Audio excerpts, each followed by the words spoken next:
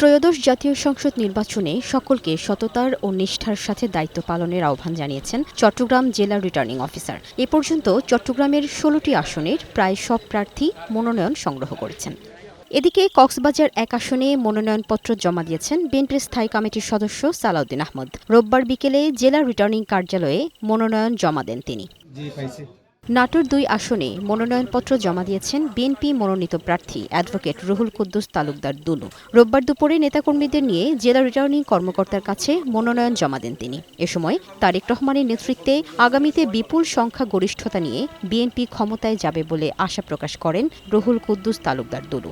বাংলাদেশ জাতীয়তাবাদী দল বিপুল সংখ্যাগরিষ্ঠতা নিয়ে রাষ্ট্রীয় ক্ষমতা যাবে এবং ওনার যে প্রত্যাশা দেশের মানুষের জন্য শান্তি, সিকিউরিটি, উন্নয়ন, এই দেশের জন্য যা যা প্রয়োজন উনি পদক্ষেপ নেবেন। পাবনা ৫ আসনে মনোনয়নপত্র জমা দিয়েছেন বিএনপি চেয়ারপারসন বেগম খালেদা জিয়ার বিশেষ সহকারী ও বিএনপির মনোনীত প্রার্থী অ্যাডভোকেট শামসুর রহমান শিমুল বিশ্বাস।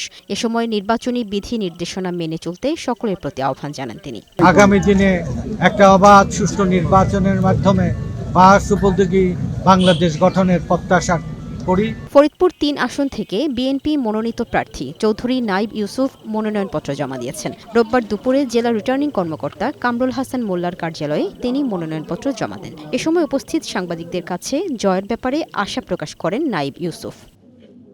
চাঁদপুর জেলা রিটার্নিং কর্মকর্তার কার্যালয়ে ভিড় করে বিভিন্ন দলের প্রার্থী ও সমর্থকরা। বিভিন্ন আসনে এ পর্যন্ত মনোনয়ন ফর্ম সংগ্রহ করেছেন ১৭ দলের ৫১ জন প্রার্থী। এছাড়া স্বতন্ত্র প্রার্থী হিসেবে মনোনয়ন নিয়েছেন আরও ৭ জন। এর মধ্যে মনোনয়ন জমা দিয়েছেন বিএনপি ও বাংলাদেশ ইসলামিক ফ্রন্টের ২ প্রার্থী।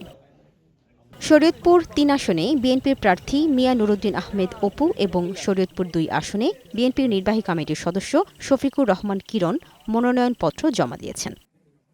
এছাড়া জেলা রিটার্নিং কর্মকর্তার কার্যালয় থেকে মুন্সিগঞ্জ ৩ আসনে মনোনয়ন ফর্ম সংগ্রহ করেছেন বাংলাদেশের বিপ্লবী ওয়ার্কার্স পার্টির প্রার্থী শেখ মোহাম্মদ শিমুল। এই আসনে প্রার্থী হতে মনোনয়ন ফর্ম জমা দিয়েছেন বাংলাদেশের কমিউনিস্ট পার্টির প্রার্থী সম কামাল হোসেন।